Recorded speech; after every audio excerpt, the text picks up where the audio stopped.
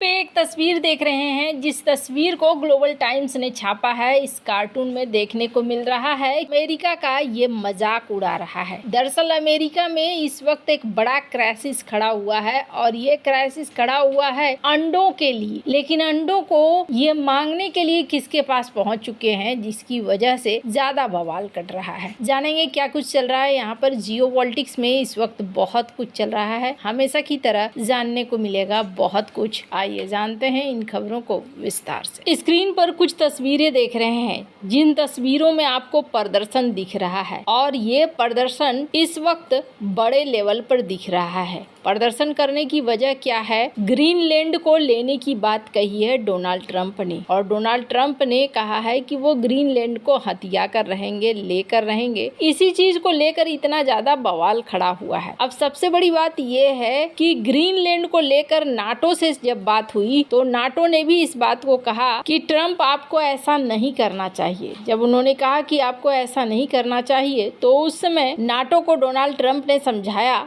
कि ये हमारे लिए बहुत महत्वपूर्ण है। अब कहा जा रहा है कि अगर ग्रीनलैंड के ऊपर हमला कर दे अमेरिका तो क्या करेगा नाटो? नाटो क्या इसका हिस्सा बनेगा? चूंकि डेनमार्क को पहले ही इन्होंने बता दिया है कि हम ग्रीनलैंड को ले लेंगे। ट्रंप का ये बयान उस वक्त आया है जब ग्रीनलैंड सरकार ने स्पष्ट किया है कि वह न तो अमेरिका का हिस्सा बनना चाहती है और न ही डेनमार्क के साथ अपने वर्तमान संबंधों को बदलना चाहती है। ट्रंप का कहना था कि एक न एक तरीके से हम इसे हासिल कर लेंगे, जिससे यह आशंका पैदा हुई है कि अमेरिका सैन्य बल का उपयोग कर सकता है। नाटो का अनुच्छेद 5 कहता है कि किसी एक सदस्य देश पर हमला सभी सदस्यों पर हमला माना जाएगा, जिसके तहत सभी देश एकजुट कर जवाब देंगे। लेकिन अगर एक नाटो सदस्य अमेरिका दूसरे नाटो सदस्य पर हमला करता है तो ये स्थिति जटिल हो जाएगी। रायसीना डायलॉग 2025 में नॉर्वे के विदेश मंत्री एस्पेन बर्थडे ने इस सवाल का जवाब देते हुए कहा कि नाटो के भीतर इस तरह के विवाद को हल करने के अनुच्छेद 1 मौजूद हैं जो सदस्य देशों के बीच शांतिपूर्ण समाधान की रूपरेखा तय करता है। ईडे ने यह भी संकेत दिया कि नाटो के भीतर इस तरह की स्थिति अप्रत्याशित होगी और इसका समाधान कूटनीतिक और संवाद के माध्यम से खोजा जाएगा। हालांकि उन्होंने ये भी स्वीकार किया कि यह स्थिति नाटो के लिए एक बड़ी चुनौती होगी। इस संदर्भ को समझने के लिए हम 1974 में तुर्की और ग्रीस के बीच साइप्रस संकट के ऐतिहासिक उदाहरण को देख सकते हैं। ये वो समय था जब तुर्की ने साइप्रस पर सैन्य हस्तक्षेप किया, जो उस समय ग्रीस का एक संबद्ध क्षेत्र था और दोनों देश नाटो के सदस्य थे। ये घटना नाटो के लिए एक कठिन स्थिति पैदा कर दी थी क्योंकि एक नाटो सदस्य ने दूसरे नाटो के हितों पर हमला किया था। नाटो ने इस संकट में तटस्थ रुख अपनाया था और सैन्य हस्तक्षेप से परहेज किया था। ग्रीनलैंड जो दुनिया का सबसे बड़ा प्रायद्वीप है और लगभग 57,000 लोगों की आबादी वाला क्षेत्र है, डेनमार्क का स्वायत्त इलाका है, लेकिन नाटो संधि के तहत इसके क्षेत्र की जिम्मेदारी डेनमार्क के अंदर ही आती है। अब यहाँ पर नाटो पीछे हटता हुआ दिखाई दे रहा है। खैर, यहाँ पर बुरी तरीके से प्रोटेस्ट हो रहा है अमेरिका के खिलाफ और कहा जा रहा है कि आप जो इस तरीके से कर रहे हैं ये गलत है, आपको नहीं करना चाहिए। और इसी बीच एक और क्राइसिस खड़ा होता हुआ दिख रहा है। डेनमार्क और ग्रीनलैंड ने जिसके लिए अमेरिका को ना कह दिया है। दरअसल अमेरिका के अंदर इस वक्त अंडों की बहुत कमी हो रही है और अंडों की कमी के साथ मार्केट में अंडों के प्राइस बहुत ज्यादा बढ़ रहे हैं। किसी भी देश की सरकार के लिए ना तब मुश्किल बढ़ जाती है जब महंगाई बहुत ज्यादा हो। तो यहाँ देखने को मिल रहा है कि यहाँ पर अमेरिका ने डेनमार्क से मदद मांगी। ग्रीनलैंड को धमकियां देने के बाद डेनमार्क से मदद मांगने पर ट्रंप की सोशल मीडिया पर ट्रोलिंग भी हुई और यहाँ पर देखने को मिला कि अमेरिका में अंडों की बढ़ती कीमतों के संकट और राष्ट्रपति डोनाल्ड ट्रंप के डेनमार्क से मदद मांगने की खबर पर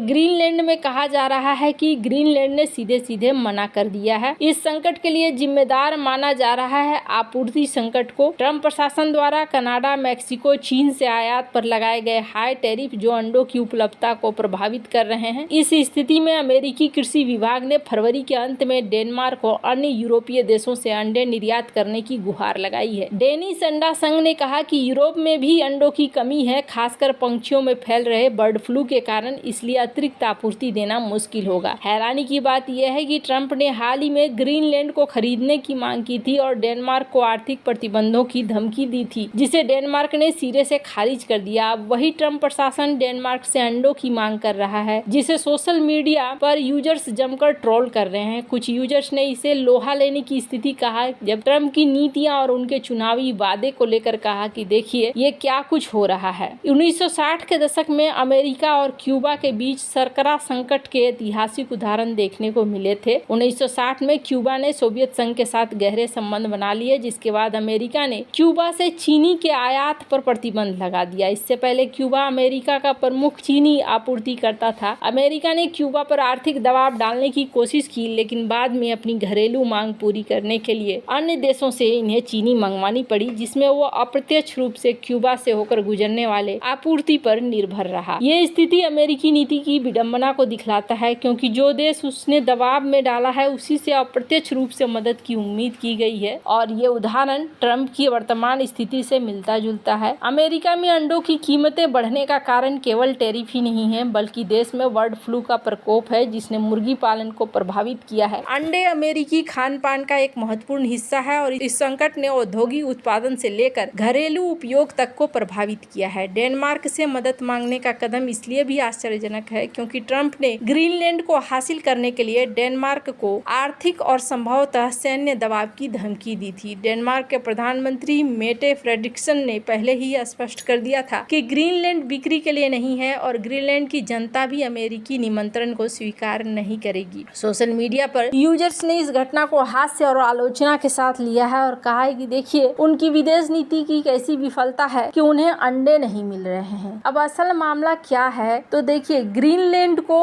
ट्रम्प छोड़ने वाले नहीं है। क्यों नहीं छोड़ने वाले हैं? ये अंडे वंडे की बात एक जगह है, लेकिन ग्रीनलैंड को इसलिए नहीं छोड़ेंगे कि इस मैप को अगर आप देखें तो अगर ग्रीनलैंड इनके हिस्से में आ जाता है तो आधा आर्कटिक क्षेत्र आ जाएगा, और आधा आर्कटिक क्षेत्र जो प्राकृतिक गैस, खनिज तेल, हाइड्रोकार्बन जैसे विशाल संसाधनों से भरा है, भारत के लिए ऊर्जा और आर्थिक अवसर भी प्रदान कर सकता है। ये अमेरिका के लिए कितना ज्यादा फायदेमंद होगा। अमेरिका यहाँ पर पूरे के पूरे पर राज करेगा। ये बात हमने आपको पहले भी बताई थी। अगर बात करें इस वक्त जिस तरीके से सुरक्षा परिदृश्य बदल रहा है, इस स्थिति को रूस भी समझता है और रूस ने इसीलिए चाइना के साथ मिलकर यहाँ पर कदम तो रखा, लेकिन चाइना के ऊपर ये पूरा भरोसा नहीं करता है। यही वजह है कि रूस ने भारत से भी मदद मांगी है इस क्षेत्र के लिए और भारत के ग्रुप को ट्रेनिंग वगैरह दे रहा है। तो यहाँ पर आने वाले समय में आपको बहुत सारे बदलाव देखने को मिलेंगे। चीजें यहाँ बदलती हुई नजर आएंगी, क्योंकि आर्कटिक वो क्षेत्र है जिस क्षेत्र पर अमेरिका पूरी तरीके से राज करना चाहता है। भारत की बात करें तो भारत 2013 में आर्कटिक काउंसिल का पर्यवेक्षक बना था, लेकिन 13 देशों में से 4 ऐसे देश थे जिनके पास कोई पॉलिसी नहीं थी, यूं ही जाकर बैठ गए थे। साल 2021 में एक ड्राफ्ट नीति बनाई गई और 2022 में औपचारिक घोषणा के साथ भारत ने यहाँ पर एक नीति अब बनाई है, जिसके तहत भारत भी यहाँ पर रूस के साथ मिलकर एक्टिव हुआ है। वैसे आपको क्या लगता है इन सब मामले में? आपकी क्या राय है? कमेंट कर जरूर बताएं। जल्द मिलते हैं अगली वीडियो में नई खबर के साथ।